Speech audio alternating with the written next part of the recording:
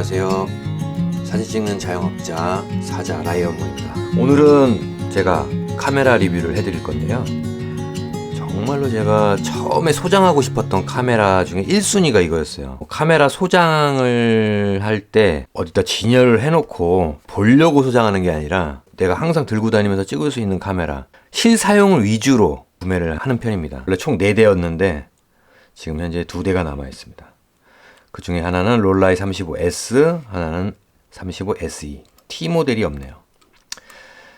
자, 이 롤라이 35는 1966년도 이제 처음으로 세상에 나왔습니다. 작은 카메라에 이렇게 침동식을 사용해 갖고 엄청난 컴팩트함을 보여주고 있습니다. 담뱃값 정도만한 초소형 카메라를 이제 개발해서 인기가 뭐 어마무시하고, 지금도 컬렉터들한테는 비교적 가격도 뭐 저렴하다면 저렴하고 뭐 비싸다면 비싼데 30만 원에서 한 50만 원 사이선, 독일산 같은 경우는 뭐 60만 원까지도 상태 좋으면 가기도 합니다. 외관부터 한번 볼게요. 롤라이 35S. 이게 S라는 게 조나 렌즈라는 걸 쓰는 거고 2.8까지 떨어집니다. 처음에는 이 테사 렌즈에서는 F값이 3.5까지 열리는, 화각은 40mm고요. 50mm를 기준으로 했을 때 표준 화각이라고 하고, 밑으로 내려가면 광각이라고 하는데, 광각은 아니에요. 40mm가 뭐 왜곡도 없고 40mm 정도면 거의 표준 화각에 가깝다. 그리고 조금 더 넓게 담을 수 있어서 일반 스냅을 찍기에는 아주 좋은, 평상시에 내가 스트리트 포토그래피에 관심이 많으신 분들, 캔디드 포토그래피에 관심이 많은 분들은 이 35로 찰칵찰칵 찍을 수 있다. 필터 사이즈가 24mm라는 뜻이고요. 24mm. 그래서 24mm 필터를 사용해야지만 된다. 완전 수동 기계식 카메라다 보니까 배터리가 없어도 촬영 가능합니다. 물론 배터리는 노출계를 위한 배터리가 들어가 있어요. 당시에는 이 카메라가 기술 집약적으로 탄생된 겁니다. 렌즈는 당시에 칼 자이즈의 테사 렌즈를 사용했고요. 그리고 노출계도 고센 노출계, 컴퍼 셔터에, 이 세 가지가 아주 당시에는 최고의 퀄리티를 자랑하는 거기 때문에 그 당시로서는 최고의 소형 카메라가 아니었던가 생각이 듭니다. 그리고 이 카메라는 유명했던 계기가 엘리자베스 2세 여왕 아시죠? 그분이 35S 골드 모델 스페셜 에디션 모델을 딱 선물을 받고선 이거를 이제 촬영하는 모습들이 막 나오다 보니까, 그 당시에는 뭐 셀럽이 없지 않습니까?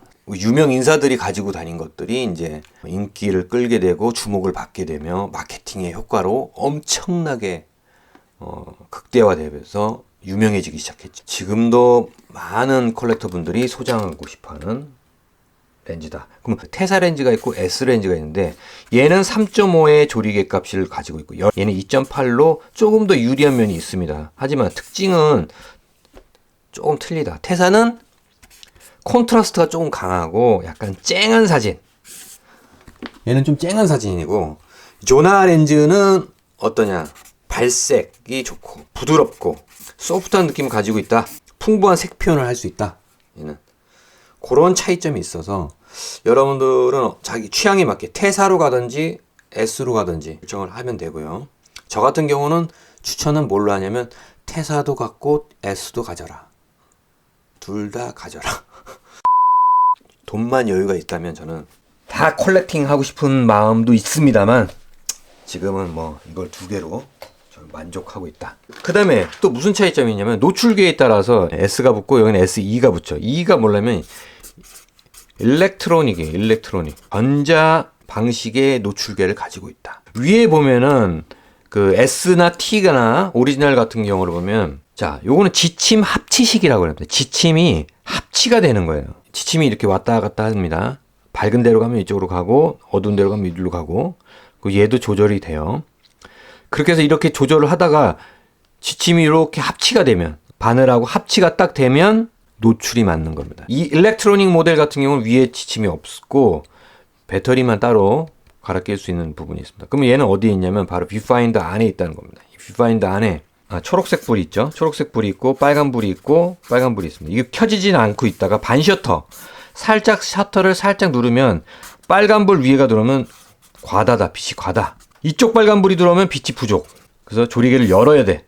셔터 스피드를 느리게 해야 돼. 그러다 보면은 이쪽으로 초록색 불이 들어오는 경우가 생긴다. 요때가 노출이 적정 노출이 된다. 빛이 많으면 하이키 촬영이 되는 거고 빛이 부족하면 로우키, 언더 촬영이 되는 겁니다. SE 모델은 장점이 뭐냐면 내가 뷰파인더에서 눈을 떼지 않아도 된다는 거죠. 이 뷰파인더에서 눈을 안 떼고 이 안에서 노출을 체크할 수가 있는데 이거는 여기서 먼저 바깥에서 보고선 세팅을 하고 뷰파인더를 보고선 한다. 눈을 떼지 않고 조리개를 조절이나 이런 걸 해서 바로 촬영이 가능하다는 장점이 있다. 조금 더 빠르게 촬영할 수 있는 거라고 보여집니다. 저는. 그래서 두 가지가 있는데 그럼 어떤 걸 추천하느냐? 저는 둘 다 추천합니다. 근데 어찌됐든 이 롤라이 35가 50년 이상 된 이런 카메라들의 노출계를 100% 신뢰하지는 않는 게 좋다. 그래서 별도의 노출계를 가지고서 체크를 정확하게 하는 게 한 번은 더 필요하다. 노출계에 참고할 뿐 믿지는 말고 대부분 이제 여러분들의 뇌출계를 이용해서 사용이 가능하다. 촬영을 하기 위해서는 이 침동식 렌즈이기 때문에 얘를 뽑아야 돼요. 그래서 쓱 뽑습니다. 뽑고 돌려줘요. 시계 방향으로 이렇게 돌려주는 겁니다. 돌려주면 쫙 빠지면 이때부터 촬영이 가능한 거예요. 지금 와인딩이 돼 있습니다. 왜냐면 집어넣을 때는 꼭 와인딩을 해주고 넣어야 하기 때문에 처음에 이걸 빼면은 당연히 와인딩이 먼저 그 전에 넣었을 때 이미 와인딩 해놨기 때문에 됩니다. 일단 셔터를 누르겠습니다. 하나, 둘, 눌렀죠. 그리고 와인딩.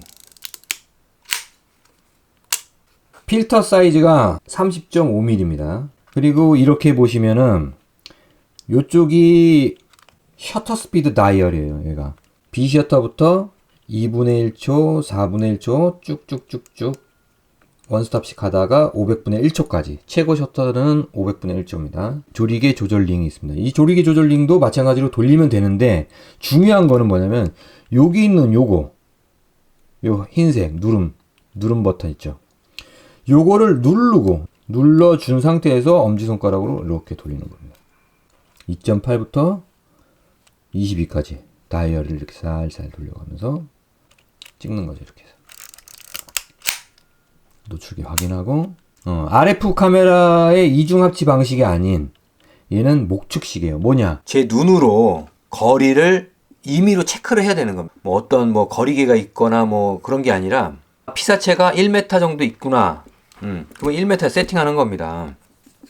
예를 들어서 미수기가 있습니다. 제가 카메라가 여기 있고요. 자, 미수기하고 이 카메라의 이 거리가 몇 미터냐 이거지. 몇 미터. 예를 들어서 1m다. 그러면 초점링을 1m에다가 세팅을 하는 겁니다. 뭐 포커스가 이렇게 뷰파인더 상에서 보이는 게 아니에요. 맞았는지 안 맞았는지. 이거를 그냥 1m다, 1.2m다, 1.5m 했다. 이렇게 대략 정해놓고선 찍는 건데 그러면 정확하겠냐 이거죠. 포커스를 정확하게 맞추기는 어렵답니다. 어렵다. 그러면 어떻게 해야 이거를 맞출 수 있나? 그럼 이 카메라는 되게 어렵고 힘든 거 아닙니까? 피사계 심도를 얇게 해서 찍기는 쉽지 않지만 존 포커스라는 게 있습니다. 존 포커스. 존이 아니에요. 우리 이름 존이 아닙니다. 이 존은 뭡니까? 어떤 구역 내에 있는 포커스를 맞추는 거예요. 이 대략의 어떤 구역, 어느 정도의 거리 구역에 대해서 존 포커스를 하는 거다. 그거는 무엇이랑 관계가 있냐면 F값, 조리개 값에 대한 피사계 심도, depth of field죠. 조리개 값에 대한 피사계 심도를 알아야지만 이 존 포커스도 이해할 수 있는 겁니다. 이래서 조리개 값에 대한 거를 피사계 심도에 대해서 모르시는 분들은 지금 제가 위 상단에다가 하나 제가 띄워 놓겠습니다. 요거 들어가셔갖고 한번 보시고 조리개 값에 대한 다른 피사계 심도를 좀 알고 오시면 됩니다. 자, 예를 들어서 미수기가 1m 거리에 있습니다. 1m 거리에 있으면 1m인지 1.2m인지 1.5m인지 정확하게 모릅니다. 줄자를 가지고 다니면서 미수기와 카메라의 거리를 늘 잴 수가 없기 때문에 보통은 존 포커스는 어떻게 하냐면 심도를 깊게 찍는 거예요. 미수기가 이렇게 서 있습니다. 카메라가 이렇게 있고요. 여기에 거리를 모르는 거니까 대략 1.5m라고 봅시다. F값을 8로 넣을 경우 예를 들겠습니다. F값을 8로 세팅을 합니다. 8로 세팅을 하고 대략 1.5m에다 놨어요. 1.5m 놨어. 그럼 조리개 값이 8이면 이 피사계심도 체크할 수 있는 수치가 딱 있는데 삼각형이 돼 있고요. 점점 8점 16점 이런 식으로 되어 있습니다. 왼쪽 오른쪽 다 똑같이 삼각형이 되어 있고요. 여기다가 지금 제가 거리를 1.5m로 세팅을 했습니다. 그러면 여기 뭐라고 되어 있냐면 점점 8 16점 똑같습니다. 점점 8 16점 이렇게 되어 있습니다. 1.5m에서 8을 세팅하면 1.5m 여기가 1.2에서 2 정도 되어 있는데, 그러면 조리개 팔은 이 거리가 이만큼의 거리가 다 포커스가 맞겠다. 8에서 8 사이에 있는 모든 거리에 있는 1.2에서 1.8 정도의 미터 안에 들어있다면 미수기가 무조건 포커스가 맞는다. 만약에 16을 놨다. 그러면 1.4 정도 되고요. 여기는 아래가 1.1m 될 것 같아요. 1.1m에서 2.4까지의 포커스가 이 존이 포커스가 맞는다라는 뜻입니다. 그래서 존 포커스라는 걸 이 피사계 심도에 대해서 이해할 필요가 있다. 피사계 심도가 깊으면 조리개가 쪼여져 갖고 깊어지면 이 거리가 1.1에서 뭐 1.4까지 그냥 다 맞아버리는 거고요. 대신 피사계 심도가 낮게 찍으려면은 2.8로 놨을 경우입니다. 2.8이면 요점 첫 번째 점이 여기 사이에요. 여기 사이. 그럼 2.8일 경우에는 대략 1.7m에서 뭐 1.4m 요 사이. 진짜로 얇죠. 심도가 얇기 때문에 정확하게 어느 정도 거리를 좀 재서 찍어야지만 된다라는 겁니다. 그래서 아웃포커스를 찍기에는 상당히 부족한 부분이 있습니다. 하지만 펜포커스를 만약에 놓고 찍는다면은 웬만하면 바깥에 야외에서 빛이 많을 때 조리개를 16 또는 11 이 정도로 쪼여서 찍는다면은 대략의 거리를 맞춰서 찍으면 거진 다 맞아요. 안 맞을 수가 없어. 그러니까 오히려 포커스링 맞추는 게 부담이 없어. 대략 걸쳐놓고 피사체와의 거리가 뭐 한 2m에서부터 3m 사이야. 그럼 그 2.5에다 세팅을 해놓고 조리개 16에다 놓으면은 거의 1.6m부터 한 6m까지는 그냥 다 맞는 거예요. 그 거리에는 들어오기만 하면 다 맞는 거예요. 포커스가 다 맞아버려요. 대신 아웃포커스를 찍기에는 조금 어렵고 줄자 가지고 다녀야 됩니다, 진짜. 2.8에 놓고선 찍기 위해서는 솔직히 거리를 좀 더 디테일하게 알 필요가 있지만, 그래도 이제 많이 찍어본 사람들은 대략 압니다. 미터에 대한 개념을 조금 이해하시고 찍으시면 되겠습니다. 자, 그 다음에 이제 외관 다시 한번 보겠습니다. 이 앞에 보면은 ISO 맞추는 게 있습니다. ISO. 여기 보면 ASA라고 되어 있는데요. 그게 ISO죠. 양쪽을 이렇게 잡고 돌려서 맞는 ISO 값을 맞춰주면 됩니다. 그 다음에 이 부분 필름을 뭘로 내가 지금 세팅이 되어 있느냐, 과연 어떤 필름을 넣는지 나중에 헷갈릴 때가 있거든요. 거기에 대해서 체크를 해주는 거예요. 이거는 사진 영향에 아무런 의미가 없기 때문에 저 같은 경우는 굳이 뭐 이런 걸 뭐 하진 않아요. 세팅을 하지 않는데, 그래도 여기도 놓고 칼라 네가티브를 쓰느냐, 뭐 그냥 일반 흑백 네가티브를 쓰느냐, 뭐 텅스텐이냐, 뭐 필름의 종류에 따라서 이거를 세팅을 해주는 거고요. 그 핫슈가 여 밑에 있는 단점이 있습니다. 이게 플래시 핫슈가 밑에 있어갖고 애매해요. 이렇게 달려서 밑으로 달려 있어요. 이렇게. 보통 위에 이렇게 달려 있지 않습니까? 이렇게 위에. 근데 여기는 밑에 있다. 핫슈가. 그런 단점이 좀 보입니다. 자, 이 카메라는 또한 침동식 카메라죠. 렌즈를 접을 때 속으로 집어넣어서 보관을 하는 건데, 와인딩을 한번 해줘야 돼요. 와인딩을 하고, 와인딩이 돼야지만 이게 들어갑니다. 누르고, 이 버튼을 누르고 시계 반대 방향으로 돌려서 쭉 넣는 겁니다. 근데 이게 단점이 자꾸 뺐다 꼈다 하니까 헐거워지거나 뭐 나무가 되거나 이런 식으로 되다 보니까 경통이 흘러내리는 증상, 중력을 밑으로 하게 되면은 쭉 코가 이렇게 흘러내리는 경우가 있어요. 이렇게. 이게 어차피 다 모든 게 중고니까 필름 카메라는 구매를 하실 때 체크를 해야 할 사항 중에 하나입니다. 그리고 뭐 독일산 있고 싱가포르산이 있는데요. 아무래도 독일산이 초기 모델이고 부품도 더 좋은 걸 썼다고 해요. 일부 부분. 나머지 부분은 뭐 플라스틱도 들어간 이후에 싱가포르산은 조금 이 뷰파인더나 이런 거 좀 틀리다고 하는데, 저는 독일산을 안 써봐서 솔직히 잘 모르겠고, 저는 뭐 미세한 차이는 잘 모르겠습니다. 하여간 이걸로도 저는 싱가포르산인데도 불구하고 굉장히 만족해하고 잘 쓰고 있습니다. 저는. 자, 뒤 필름백을 열 때는 밑에 바닥에 보면 부채꼴 모양의 레버를 위로 이렇게 올립니다. 밑으로 내리면 잠그는 거고요. 위로 올리면 열리는 거예요. 오픈을 하겠다 이겁니다. 이렇게 부채꼴 모양을 오픈을 하고 열고 밑에 하단을 내리면 열리죠. 연김에 필름 한번 넣어볼까요? 필름 어떻게 넣는지. 이렇게 넣고요.